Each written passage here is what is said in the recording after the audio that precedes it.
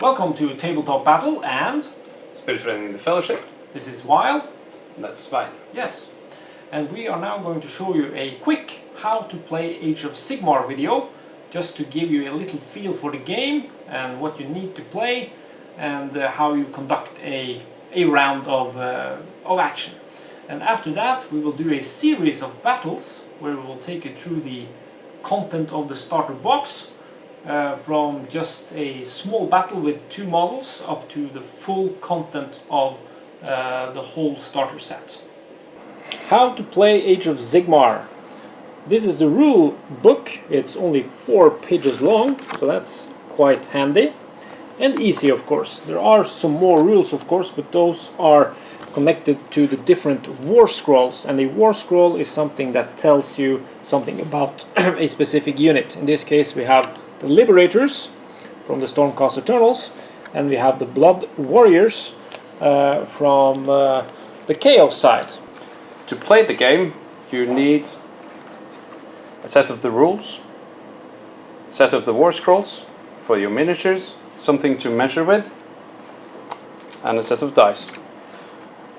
The war scrolls and the rules are all found in the Age of Sigmar app on iPhone and Android.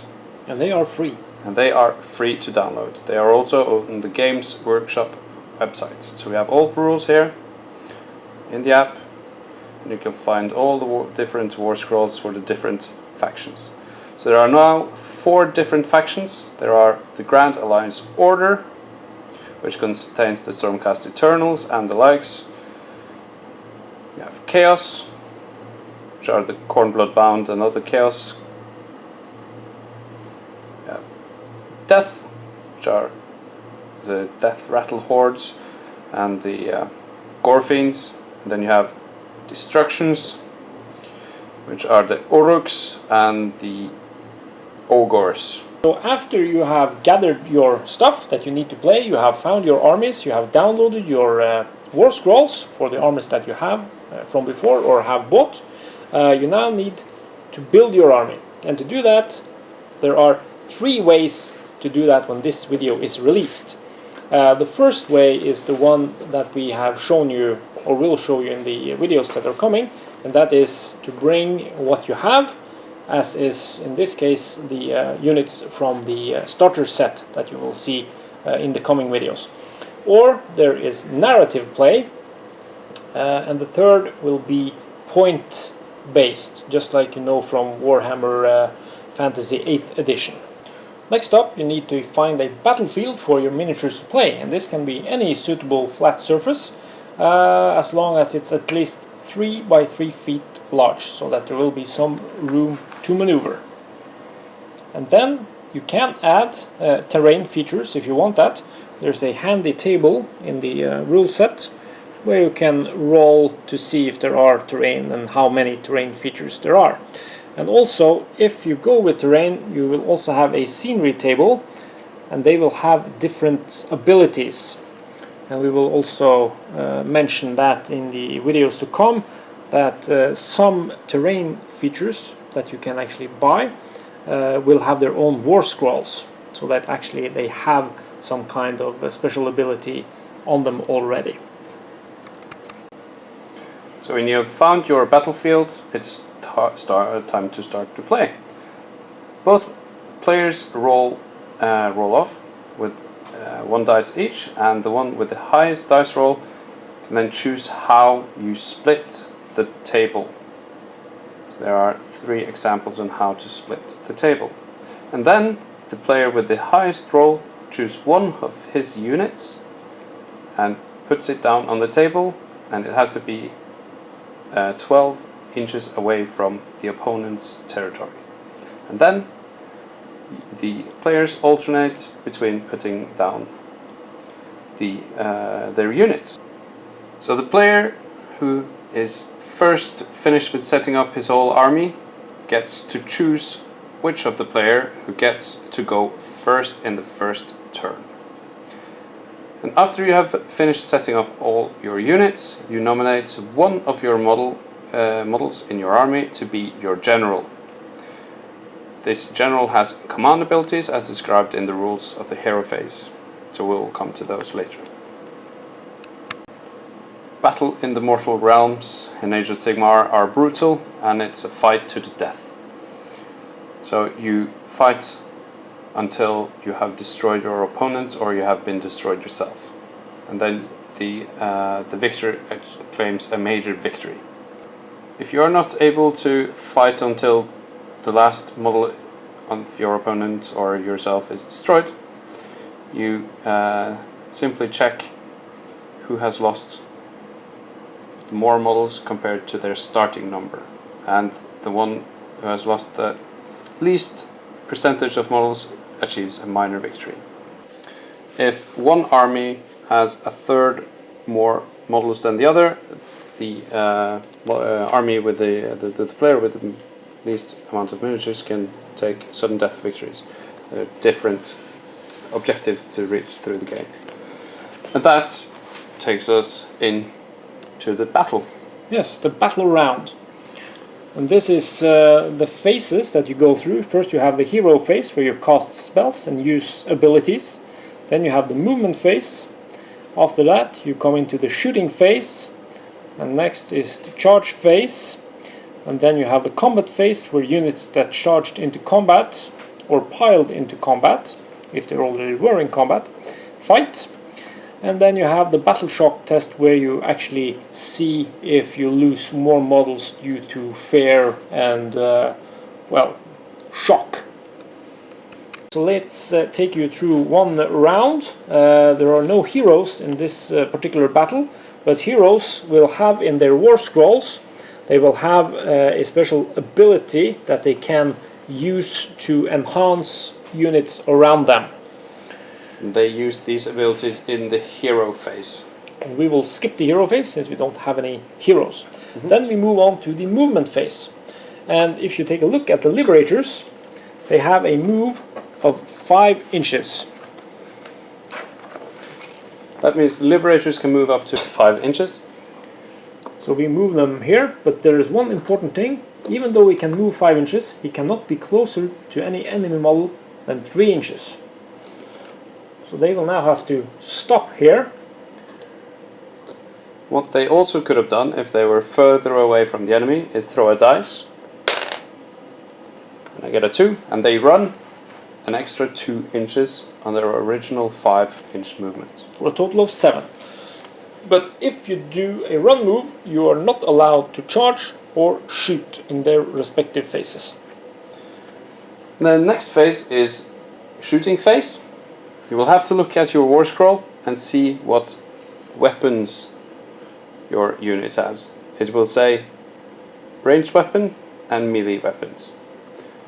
The Liberators does not have any ranged weapon. So we skip the shooting and we move on to the charge phase. And to charge, you use 2 dice, you roll them, and that is your charge range. So for the Liberators that are going to attack the Blood Warriors, they can move a total of 6 inches. It's enough to get within half an inch of an enemy model to be able to complete the charge. So in this case, all of them can move in. You have to move the front models in straight ahead in base contact with your enemy. So the Liberators manage to charge in, and then it is the combat phase. Yes, and in the combat phase you do something called a pile-in move first, where you can move any models that have not been able to get within 1 inch, in this case, because their range on their weapon is 1 inch. So to be able to fight with all men, I can do a pile-in move with this man and one with this man, so that all of them get into base contact with the enemy. Now, if you now look at the Liberator's stat line, they have 2 attacks each. So 5 men equals 10 dice in attack. So we find 10 dice. It's also very easy because they have to hit value of 4+, so you don't need any big tables or charts to look at. 4+ to hit with this weapon, which is a Warhammer. So I roll 10 dice. Actually, you have a Liberator Prime, which is the leader of this group, and he has one additional attack, which actually gives us 11. So 4 plus, and here you can see we score a total of 5, 6, and those are the hits we managed to score. 6, and then we have a wound roll, which is a 3 plus, so 3 plus 2 wound on our 6 hits. And then you see we score a total of 4 wounds. Now, the Blood Warriors now have to take a save, and as you can see, they have a save of 4 plus.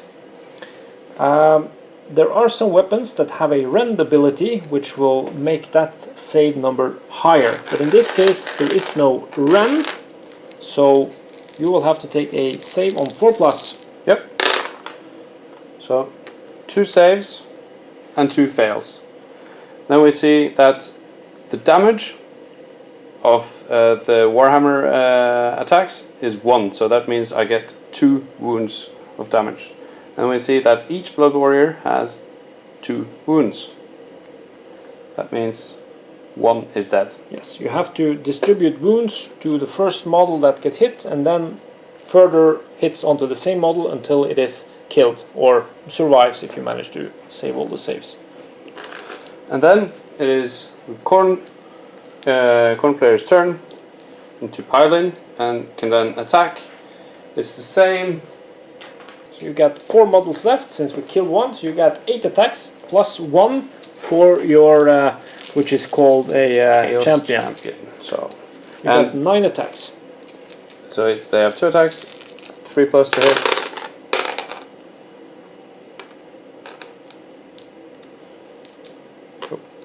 For a total of 5. 5 hits. Wounding on 4 plus, which is 3 wounds. Yep, that's a 1. And that means the Liberators have to take saves, and also in this case there is no rend on the weapon. And the Liberators also have a 4 plus save.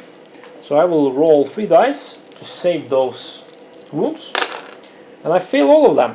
And they also have 2 wounds, so I lose 1 model here. I can choose which model I want to lose. And then there is 1 model with only 1 hit point left. And after the charge, or after the combat phase, you move on to the battle shock phase, where you test your bravery. And every war scroll where you have a unit have a bravery attached to them, and in this case the Liberators have a bravery of 6. So all I have to do now is roll a die. That's a 3. I add the 1 model that got killed. If it was 2 models I would have added 2, for a total of 4. And since that is less than my bravery, nothing happens. And for the Blood Warriors, a dice, I get 2, plus the 1 is 3. And they have a bravery of 6, so nothing happens. But say for example that I rolled a 6 and a 1, that is 7. And then you subtract the bravery of 6, that means another model is dead. Yes. So that is how the battle shock phase works. It can be quite devastating, so it's worthwhile to check your abilities and see if there's anything you can modify your bravery with. Yes. And also to have heroes close that can help them survive. All heroes have this special ability that allows 1 unit that you select to not having to take the battle shock test. And also there are some special abilities on the different war scrolls that we have not gone into now. But this is the basics of fighting. So after both player has played their first battle round, there is another roll-off. So say we both have done our turns, our battle rounds, and then we do a roll-off. And then Svein can pick Who what goes first? player goes first for the next battle round. Yes, because now after I have attacked, the attack goes over to the enemy, who attacks back, as you saw. and that concludes the battle round. And then you roll off after the shock test to see if there is, or to see who goes first in the next round. So that was the quick intro to Age of Sigmar. As you saw, we skipped the shooting phase. Shooting works exactly like the combat phase, with the values of the weapon, the range, how to hit, how to wound, and the rend, and how much damage it says on the war scroll. Everything is there.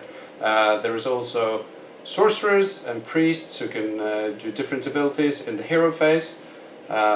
These are more advanced rules, but are explained in the war scroll and used, as I said, in the hero phase. I hope this explains the game a bit better, so you have a good understanding of the game before you can watch the next videos where we will play real battles, and you will see we will add more rules as we go. Yeah.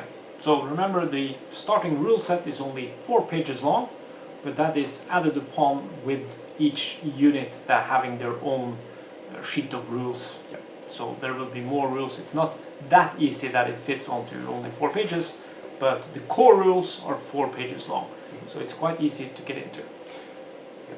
And there is also different victory conditions you can do, from battle plans, like scenarios. So there are a whole variety of things to do in the world of Age of Sigmar. And we also have a special guest to join us to teach you all how to play Age of Sigmar in the upcoming videos. So check them out and you'll see who that is. And, thanks for watching. Thanks for watching.